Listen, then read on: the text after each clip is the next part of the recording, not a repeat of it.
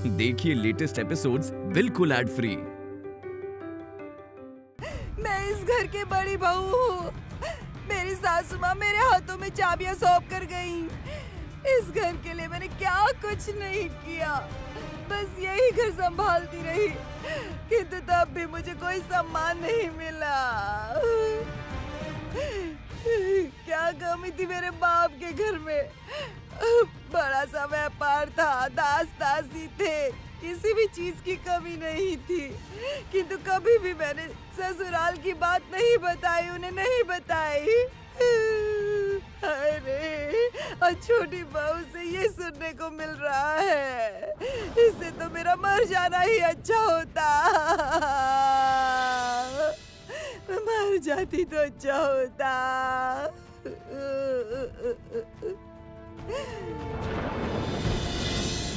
क्या नाटक है ये? न्याय न्याय करके कब से रोए जा रही हो तुम? हैं? किस बात का न्याय चाहिए तुम्हें? ये तो बताओ।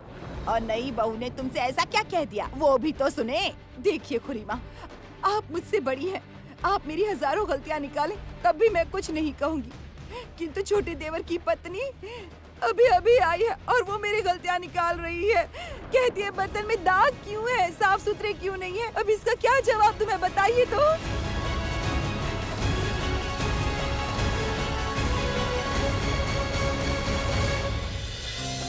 मैं देखना चाहती हूँ तिलोत्तमा कि कैसे अपनी बुद्धि से तुम परिस्थिति का सामना करती हो। तुम मेरी भक्त हो तिलोत्तमा, ये स्मरण रखो। ऐसे ही संसार में शांति बनाकर तुम्हें श्री उत्पन्न करनी होगी। ये बात तुमने कही क्या बिटिया?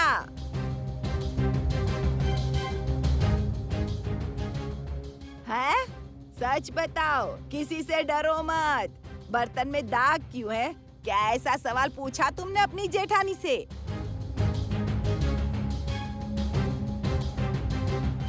नहीं मानता, मैं ये बात नहीं मानता। नई बहुरानी ऐसी बात बोल ही नहीं सकती। तो क्या बड़ी दीदी झूठ बोल रही है जेठ जी?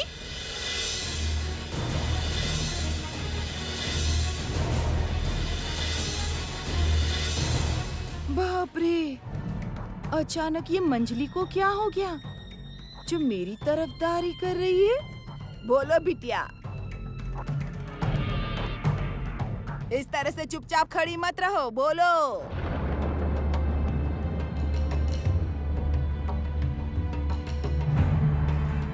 मैं जानता हूं तिल्लू, ऐसी बात तुम कभी नहीं बोल सकती। सच बोल दो सबके सामने। बोली है।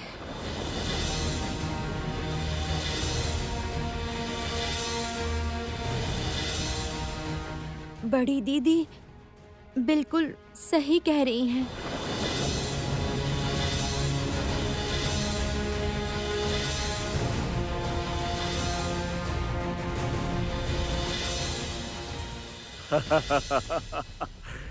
रो तिलोत्तमा और रो।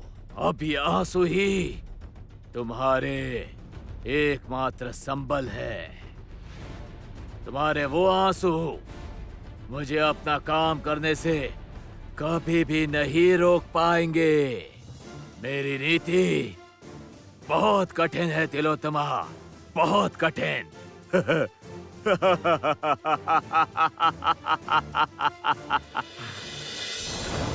तिलोत्तमा, कई बार गृह की शांति के लिए ना किया दोष भी मान लेना पड़ता है। इसमें कोई लज्जा नहीं है। तुमने बिल्कुल उचित किया है। ये क्या हुआ? छोटी बहू ने तो मुझसे ऐसा नहीं बोला था, तो उसने सारा दोष अपने ऊपर क्यों ले लिया?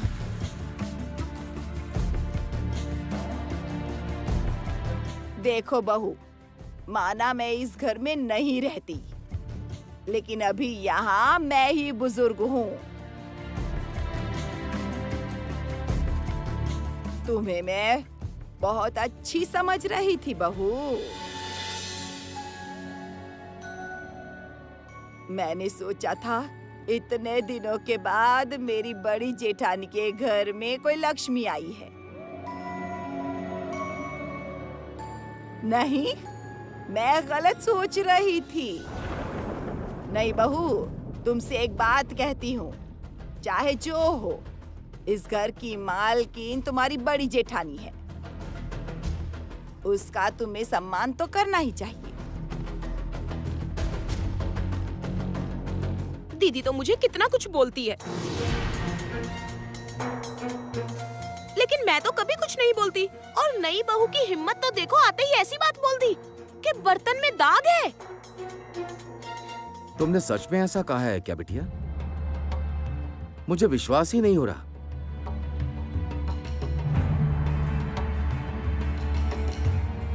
तुम भय के कारण तो हाँ नहीं कह रही हो। तुम्हारे मुंह से ऐसी नहीं, मैं ये बिल्कुल भी नहीं मान सकता। अच्छा बड़ी बहू, तुम जरा मुझे सच्चाई बताओ तो, तुम छोटी बहू की बात को घुमा तो नहीं रही हो? मतलब उसने बोला कुछ और है और तुम कह कुछ और रही हो, और सबके सामने तुम घुमा के बात कह रही हो। मतलब बर्तनों में दाग है ऐसा इसने मुझसे साफ साफ तो कहा ही था। बेकार में किसी पे झूठा इल्जाम लगाना ये मेरा काम नहीं है। हाँ,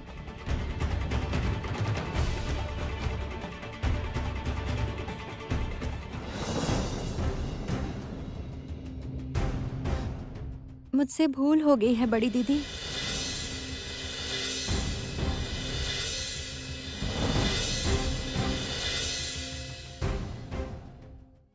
आप मुझे क्षमा कर दीजिए।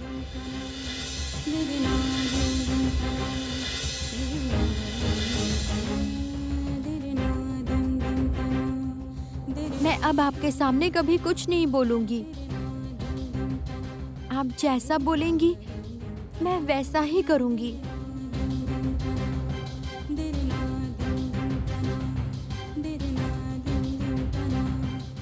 सुनो सब लोग, मैं हीरा चुनते वक्त भूल नहीं करता। एक छोटी सी लड़की सामान्य भूल के कारण भी तुमसे पैर पकड़ के क्षमा मांग रही है। और तुमने क्या किया? तुम तो उसे रसोई में ही क्षमा कर सकती थी ना।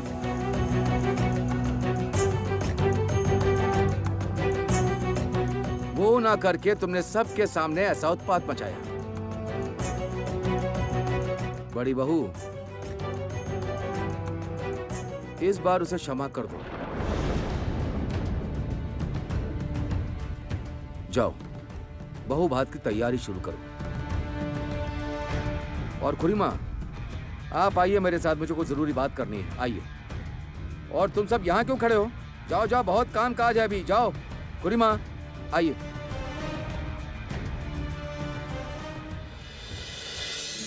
अब ऐसे ही अपने स्वभाव से अपने दुर्भाग्य को सौभाग्य में परिवर्तित करना तिलोत्तमा।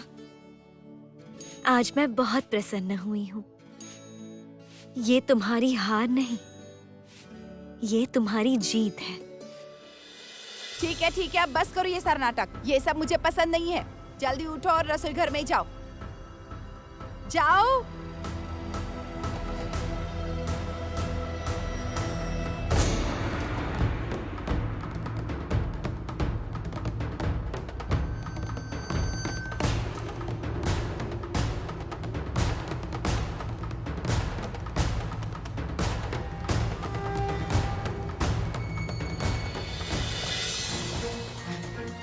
आपकी बुद्धि क्या कभी नहीं चलेगी बड़ी दीदी? हमेशा से मंझली बहू को ही कटु सुनाती आई हो ना। और नई बहू को देखो तो आते ही सबके सामने आपके मुंह पे कैसे चाटा मार के चली गई, वो भी नहीं समझ पाई आप।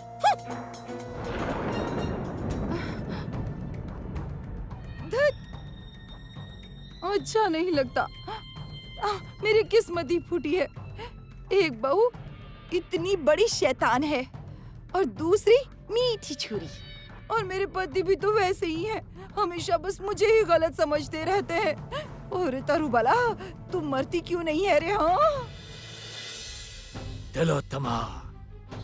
तिलोत्तमा के इस सौभाग्य की उत्पत्ति श्री लक्ष्मी के दिए हुए उस सौभाग्य चिन्ह के कारण है जो तिलोत्तमा ने अपने गले में पहना है। अब वो सौभाग्य चिन्ह मुझे नष्ट करना ही होगा, किंतु कैसे? उस सौभाग्य चिन्ह की शक्ति इतनी प्रबल है कि मेरी दृष्टि उसे कदापि नष्ट नहीं कर पाएगी। नहीं नहीं नहीं नहीं नहीं नहीं नहीं नहीं, मुझे कोई तो उपाय निकालना ही होगा।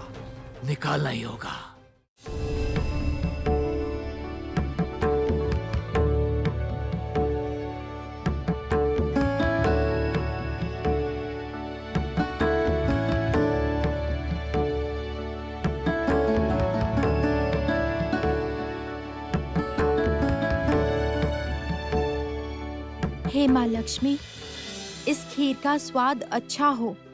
इतने अतिथि आ रहे हैं, सब खा के तृप्त हो।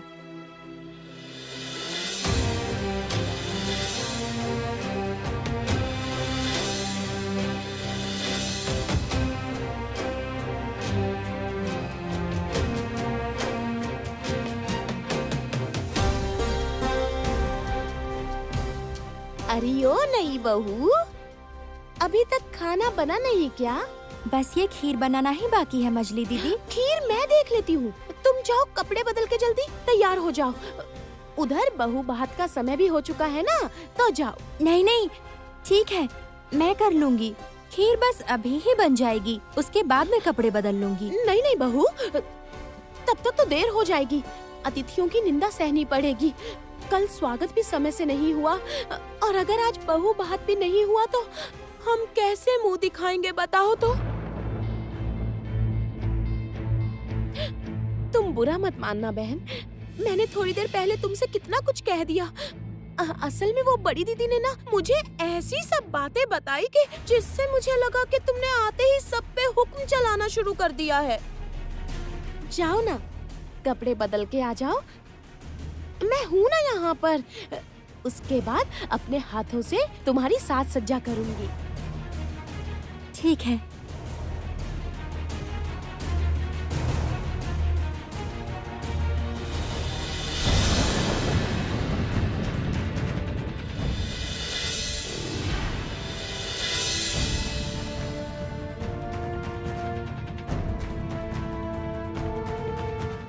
बहुत बड़ा प्रलय आने जा रहा है तिलोत्तमा, सावधान।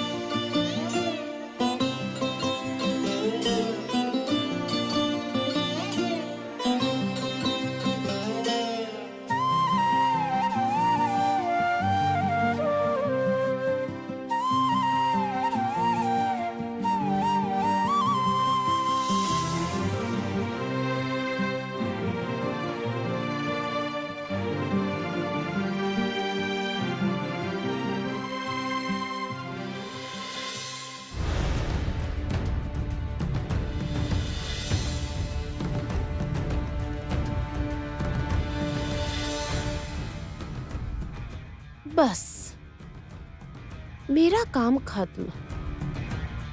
खीर तो अब बन ही जाएगी। सुना है तुम्हारे हाथों में लक्ष्मी का वास है। अब देखती हूँ ये लक्ष्मी कैसे खीर बनाती है।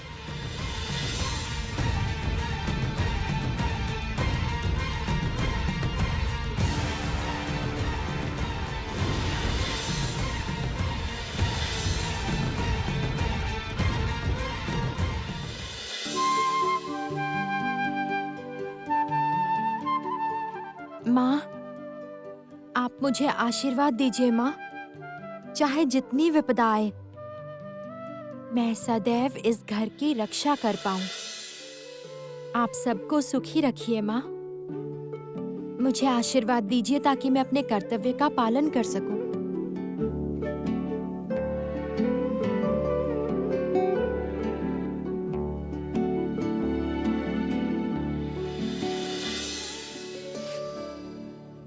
मेरा आशीर्वाद सदा तुम्हारे साथ रहेगा तिलोत्तमा।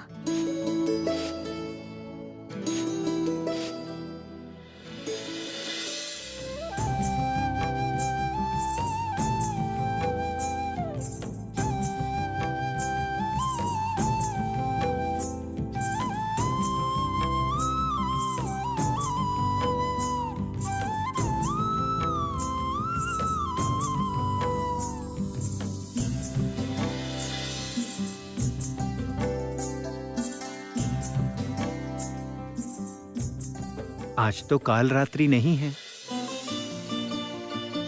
आज तो हमारी सुहागरात है। आज ऐसे मुंह क्यों ढक रही हो तुम?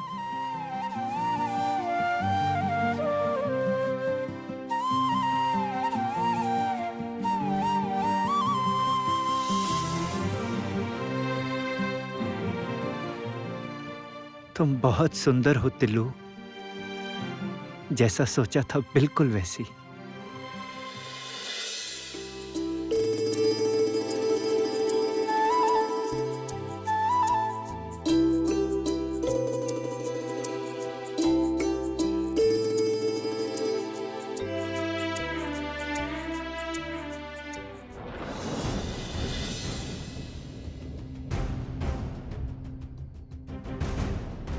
ये क्या?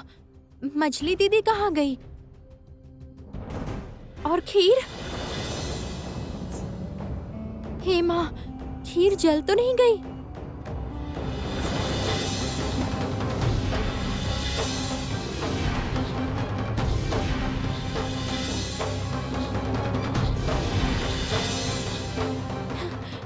ये क्या हुआ? दूध तो पूरी तरह फट चुका है। हे माँ लक्ष्मी, अब क्या होगा? अब अतिथि ये खीर कैसे खाएंगे? एक बूंद भी दूध नहीं बचा। अब मैं क्या करूंगी? हे माँ लक्ष्मी, आप ही कुछ कीजिए माँ। आप मुझे रास्ता दिखाइए। अब आप ही बताइए माँ, मैं क्या करूं? मैं अब क्या करूं माँ?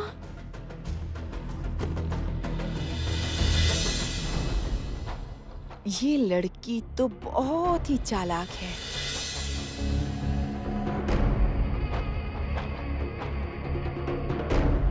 आप मुझे क्षमा कर दीजिए। बाप रे बाप, मेरे पैर पकड़ के कितना रोई। देख के लगा जैसे मेरा कितना सम्मान करती है। नाटक नाटक देख के मेरा खून जल जाता है।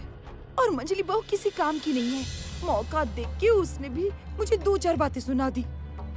सब्र रखो, फिर मजा चखाती हूँ। तुम अगर डाल डाल हो तो मैं भी पात पात हूँ। दीदी,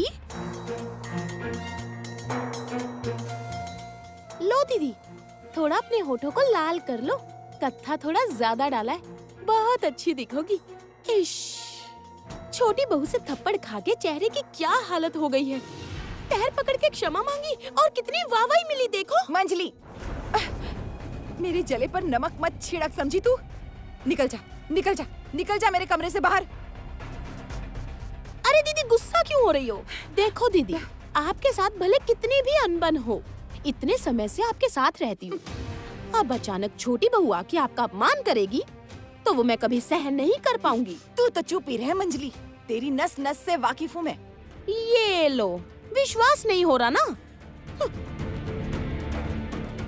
ठीक है, सब्र रखो, उसके बाद देखना मेरा खेल।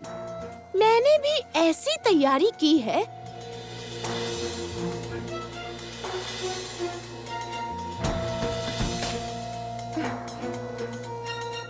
तैयारी? कैसी तैयारी की है तूने? छोड़ो ना, आप तो अब भी मुझे दुश्मन ही समझती हो। ओ मंजली, बता ना क्या किया है, कैसी तैयारी, बोल ना। आप बस देखती जाओ दीदी, आज सबके सामने उस लड़की को कितने तमाचे पड़ेंगे। घर की लक्ष्मी, ये घर की लक्ष्मी अगर आज ही विदा ना हुई ना तो देख लेना आप भी। अब ये बात उससे समझ आएगी कि जैसी करनी वैसी भरनी।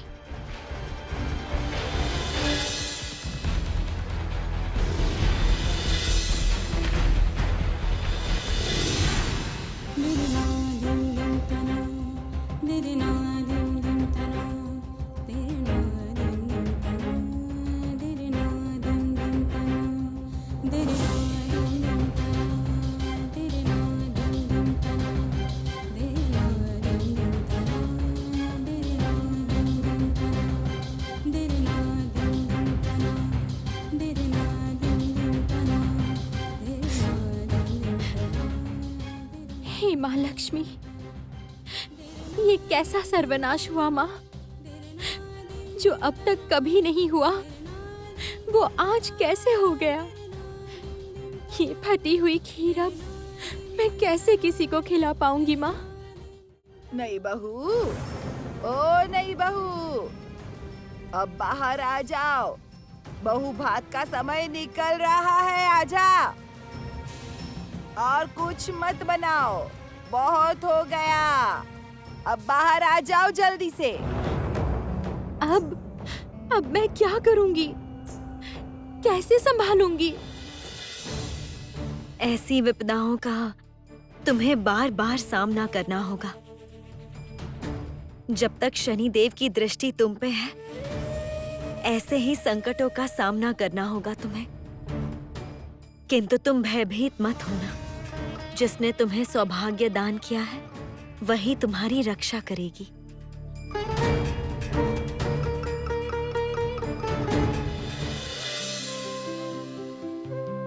चलो, घर की बहुओं के दर्शन तो हो ही गए।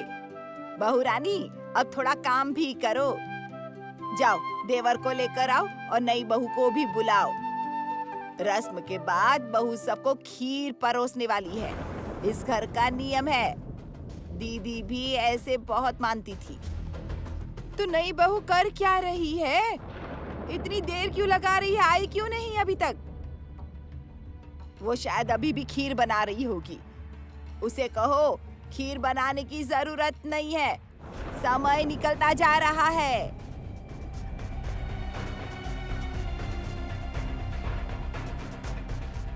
आज इस अनुष्ठान के होने के बाद ही हम छोटी बहू का घर की लक्ष्मी के रूप में स्वागत करेंगे। पता है गोपाल, माँ इस अनुष्ठान को बहुत मानती थी। कहती थी इस अनुष्ठान से ही घर की लक्ष्मी को चिरकाल के लिए अपनाया जाता है। देखना गोपाल, हमारी छोटी बहू रानी का कोई अपमान ना हो।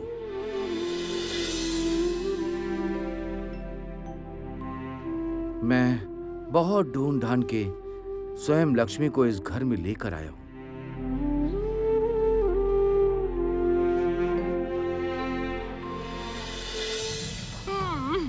दिखावा देखकर खून जल रहा है मेरा। ये बात मुझे तो आज तक कभी नहीं कही। अरे ओ नई बहू,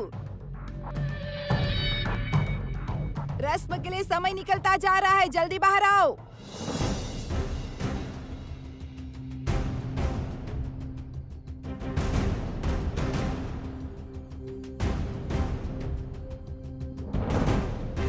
माँ, मैं आप पर सब कुछ छोड़ रही हूँ माँ। आप मेरी रक्षा कीजिए। आओ नई बहू आओ, थोड़ी देर में तुम्हारी विदाई भी हो जाएगी। बस एक बार सबको ये खीर परोस दो, उसके बाद देखो तुम्हारी कैसी हालत होती है। अब भागन बोल के तुम्हें आज ही विदा करूंगी मैं इस घर से।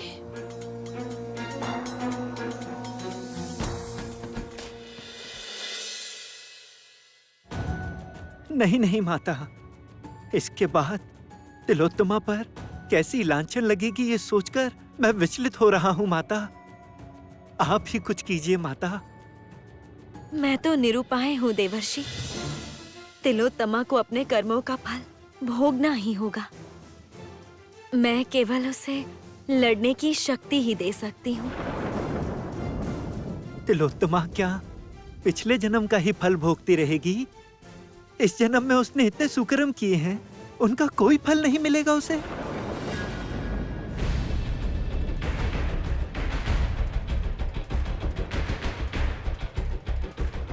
देवी श्री लक्ष्मी। शनिदेव, आप स्वयं यहाँ?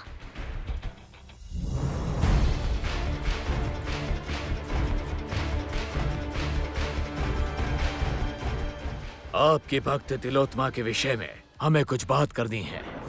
कहिए शनिदेव। भाग्य के अनुसार तिलोत्तमा आज ही ससुराल से विदा लेगी। अभी उसके भाग्य में ससुराल का सुख नहीं है, किंतु आप निरंतर ही उसकी रक्षा कर रही हैं। हमारे कार्य में विघ्न उत्पन्न कर रही हैं आप। हम चाहते हैं कि अब से आप उसकी सहायता ना करें।